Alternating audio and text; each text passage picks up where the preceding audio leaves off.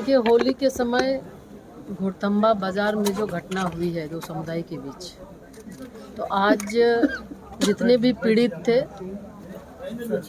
जो जिनका दुकान जल गया है और जिनके दुकान में भी पथराव हुआ है कई, तो उन सभी से पीड़ितों से मिलकर जो घटना हुई है, घटना के बारे में विस्तृत जानकारी उनसे भी लिए।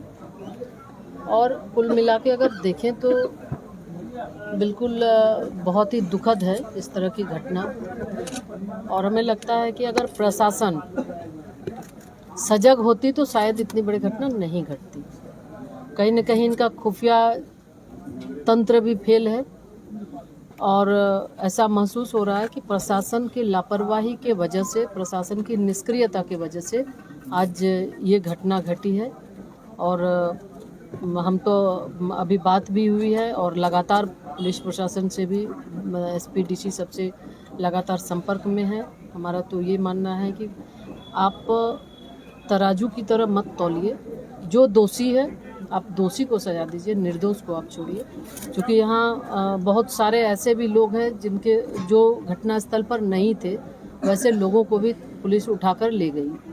तो हम यही उनसे कहे हैं कि जो भी है आप जांच करके जो निर्दोष है उनको आप छोड़िए और दोषी को जरूर सजा दीजिए। और इस तरह की घटना भविष्य में ना हो, इसकी पुनरावृत्ति ना हो, इसके लिए भी प्रशासन को सजग रहने की आवश्यकता है। और झारखंड में खास करके देखें तो सिर्फ घोड़थम्बा नहीं, लगातार इसके पहले भी देखे इचाक के डुमरौन में भी इस तरह की घटना हुई, शिवरात्रि के अवसर पर नामकुम में हुई। मतलब पूरे प्रदेश के अंदर कहीं ना कहीं अपराधियों का मनोबल बढ़ा है और जिसकी वजह से आए दिन इस तरह की घटनाएं घट रही हैं। सरकार मुखदर्शक बनी हुई है। सरकार को चाहिए कि तुष्टीकरण की नीति छोड़कर जो दोषी है वैसे लोगों पर कार्रवाई करे।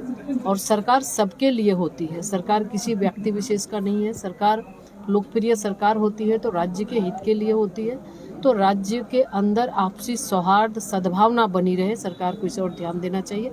तुष्टीकरण की नीति को छोड़कर जिला प्रशासन से भी कहेंगे कि आप निष्पक्ष होकर आप काम करें ताकि सुरक्षा व्यवस्था बनी रहे, माहौल अच्छा बना रहे और किसी भी तरह से जो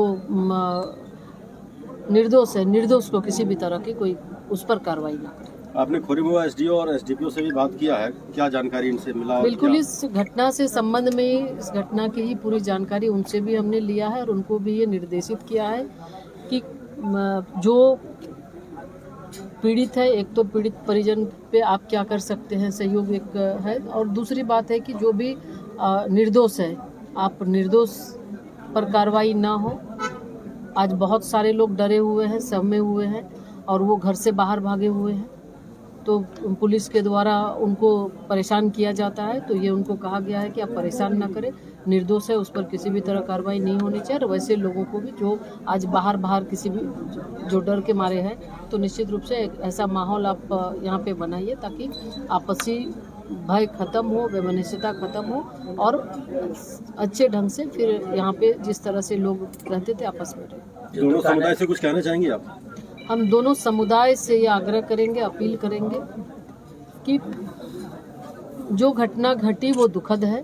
आने वाले समय में इस तरह की घटना की पुनरावृत्ति न हो।